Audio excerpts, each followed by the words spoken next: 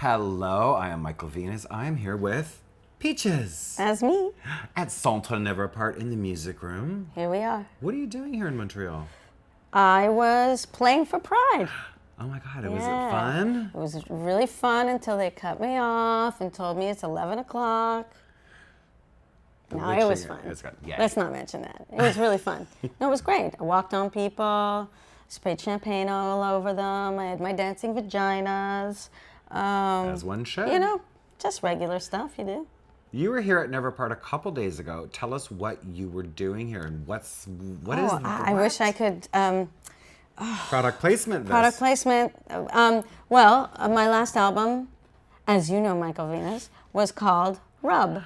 Yeah. So I'm coming out with a massage oil, and it's called Rub. Oh, you gave away the secret. I was about to do the reveal. No, thanks. He was just excited. But so we shot here with in some of the incredible rooms that you have. The sunroom and in the pool area. Yeah. So it was quite exciting.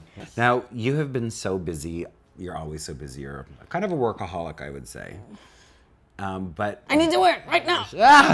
But in a few years, well, next year basically, yeah, something huge is being celebrated. It's the 20th year of... Yeah, just of Peaches, of me, you know, I'm just celebrating my 20-year anniversary. I celebrated my 10-year anniversary with the musical Peaches Does Herself, which was sort of like a fictional, not mockumentary, but a kind of following a wannabe into career, and yeah.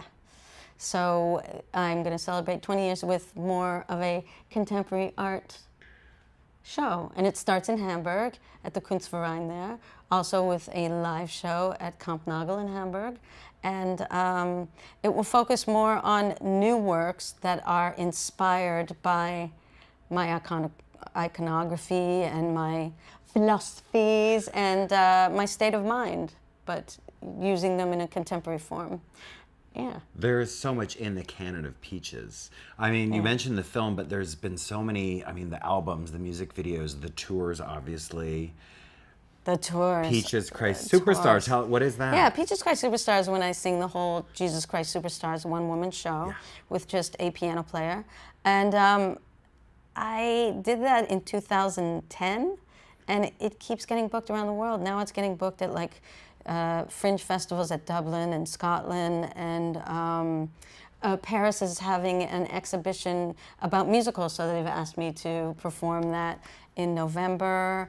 I played in Tasmania, in Iceland with it, which is a completely different thing. I'm like doing it straight up. I'm not like peachifying it or anything. I'm just, you know, singing it straight, and it's more of an endurance, and it has nothing to do with Christianity. I'm not a fan of organized religion whatsoever, but I think it's a beautiful human interest story, and very tragic, of somebody who was like, hey guys, let's like, you know, take responsibility for ourselves, and let's like, you know, love each other, and you know, get it done. And then of course, as in social situations and political situations, and people's fear seep in, and they get paranoid, and then they, in this case, literally crucify the person with the idea. So it's more, that's my take on why I want to do it. And it's so passionately done, you know. Your music videos throughout the years have always sort of obviously told a story, and it's a visual aspect to your songs, especially with the Rub album. Let's talk a little bit about that and the celebration of what you did with that, because there's so many different things that came together. Yeah, thank you. I really feel like it's exciting because I started with, you know, Teachers of Peaches, and that was in, you know, 2000. They're writing it in 1999 in Toronto, Canada. And that was me saying like, hey, I should also develop how to use Super 8 video as sort of like a 3-minute kind of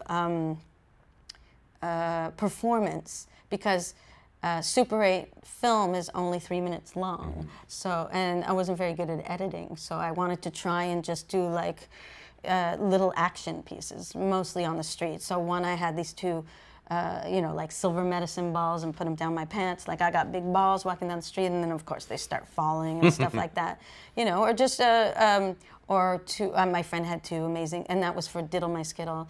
And then I had two friends who had amazing, bicycles.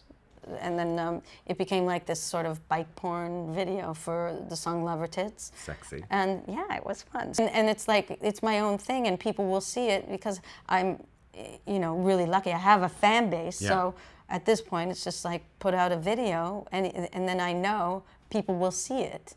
And it can be completely on my own terms. And because now it's also my own production, I paid for all the production of all the videos. I set aside money for each one. And so it's exciting that you can even be like, you have nobody to answer to. Not that I ever wanted to answer to anybody. Right, but this gives you that complete creative freedom, and you can... You know that it'll be seen, yeah. So I think for me, the big masterpiece was the actual song Rub, where I was really excited to collaborate with Lex Vaughn, who to me is a superstar nobody really knows about. There's just like a huge talent. Happening. Yeah. It's growing. Yeah, but a huge talent. Like I've always had so much respect for them. And then A.L. Steiner, who I was a fan of their work also. So together we collaborated. We spent like 2.5 months talking about what we want to do for it. I had an initial vision, which was inspired by a friend of mine who told me that her and her friends in Paris used to go to the top of their building where they lived and have spraying contests or like shooting. They would like spray, Female ejaculation. Yeah, they would female ejaculate like off buildings. So I'm like, I want to do that off mountains or off like deserts. So it was this desert thing. But then it turned into a whole other incredible, and I wanted a bit of Jodorowsky feel to it. Yeah. And we just gathered an incredible amount. And in this particular video, the experiment was all female identified cast and crew. So it was like, I think there was like 45 of us. So awesome. Yeah. So in the desert. And some really incredible performance artists like MPA and Narcissister and Danny Daniels. Margot Cho, who was like, had been coming to shows, and I'd been going to her shows, and I sent her the album in advance, and I was like, would you like to collaborate on a video? And she's like, dick in the air, right away. She knew. Yeah, and then we just ran around. And then another friend had these amazing, like, nude sweater costumes that were, like, stereotypical, diversity, but with a twist of, like, the stereotypes. So like the yellow Asian nude suit had the largest penis, and it was just, and they also had like grandma, older, and gray pussy hair and stuff like. So she picked the Asian, and I picked the like grandpa, like saggy balls, yeah. And then we just went around LA doing like ridiculous things. Hilarious. And it's so much fun. You've never shied away from being political. You are very political in what you do, and that's I think as artists people should be. And I always feel like that too. I don't understand if it, of course there's beauty in art, but that it just, there needs to be an edge. To me, art is also an edge. Yeah. It's also like it makes you think differently, or or the way you feel your vision should be seen, or Clearly Canadian. How has Canada shaped you and sort of, given you a different perspective from being an American or someone from the UK? I think definitely Canada has made me have a better sense of humor, because I think growing up not being from the US and kind of having the same sort of lifestyle, but knowing it's not your lifestyle, you know what I mean? Yeah. So there's always, and I think that's why all the good comedians are from Canada. Yeah, all that, Kids and All, and then of course Samantha Bee, my queen.